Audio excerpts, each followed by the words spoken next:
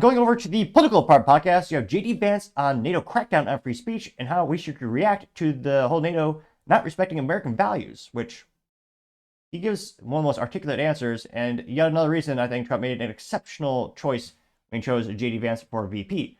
Now, this is first brought to us thanks to Colin Rugg on the good old X, or as fewer and fewer people are calling it, Twitter. And he says, quote, JD Vance on how the U.S. should respond when NATO countries threaten Americans like Elon over free speech.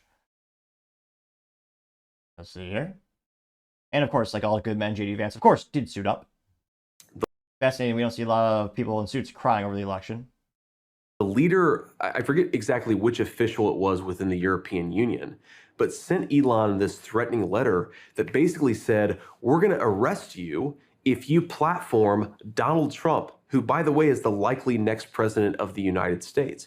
So what America should be saying is, oh, if NATO wants us to continue supporting them, and NATO wants us to continue to be a good participant in this military alliance, why don't you respect American values and respect free speech? Yep.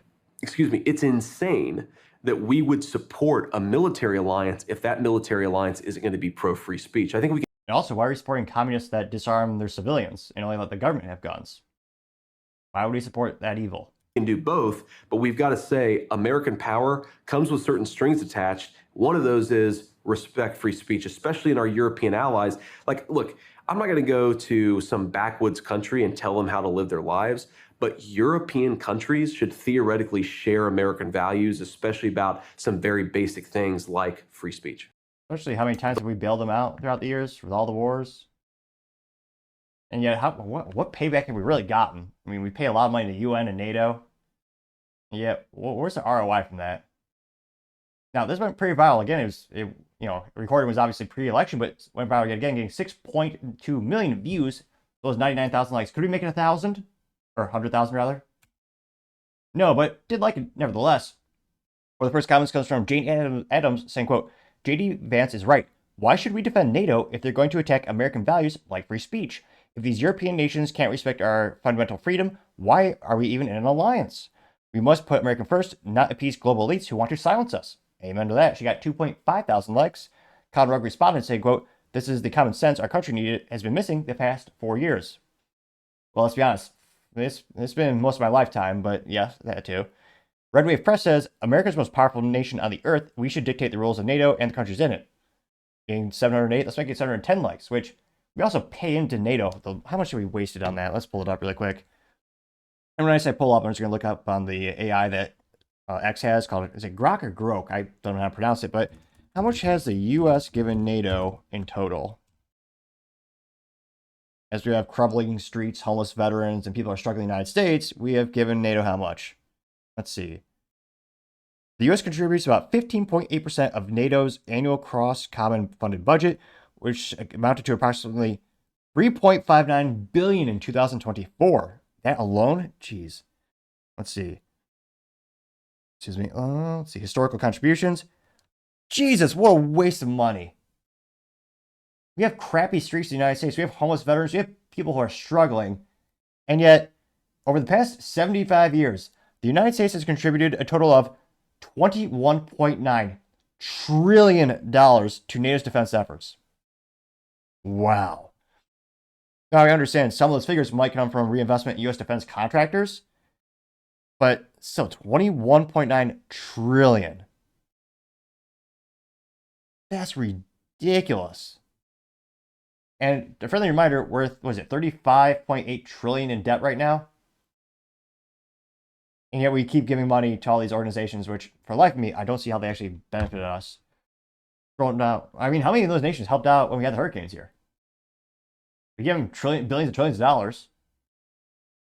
And then we have FEMA, who actually made it worse, but I partially digress.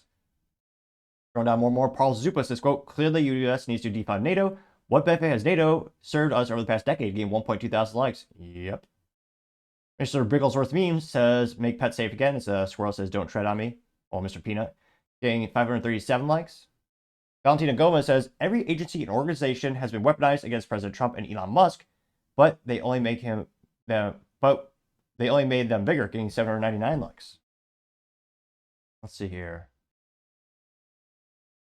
Oh, this is a funny funny thing, James McDaniel says, quote, Donald Trump previously warned Germany that about their energy supply being reliant on Russia. At this time, or on this one, he proved them to be right, which, yeah. And they actually laughed at Trump when he said, you guys are getting pretty dependent on Russia for your natural, all your fuel as you shut down production natively in your countries because you want to appear green. Which, yeah, it didn't work out so well with them when they decided to have the whole world versus Russia. Let's see here. And we also have, this is a good reminder too, anti-woke memes says, quote, did JD Vance just save the US or UK from tyranny? This picture of Superman says, when I post a meme in the rest of the world, this picture of Superman being arrested saying, when I post a meme in the UK. Guys, 823, let's make it 824 likes. Because, yeah, you do get arrested for memes or memes in the UK.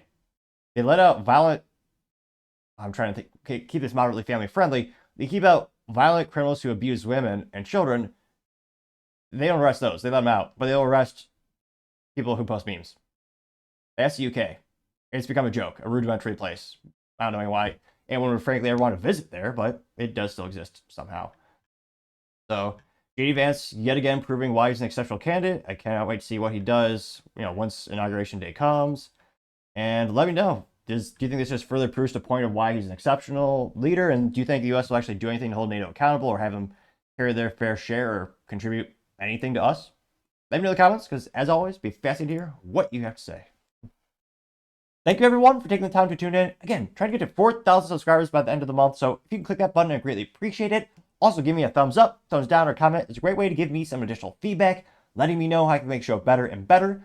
Lastly, don't forget to take time to tell your family, tell your friends, tell your coworkers, heck, tell your enemies, tell anyone and everyone. Just stay safe and fight the good fight.